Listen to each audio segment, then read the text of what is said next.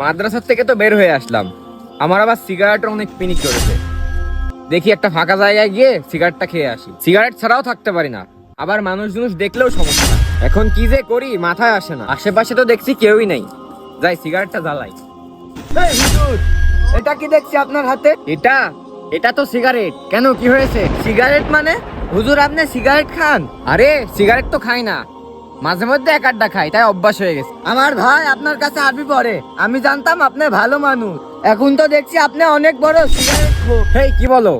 আমি যে সিগারেট খাই এটা আজ তুমি প্রথম জানলে, আর কেউ জানে না। আর কেউ জানে না মানে?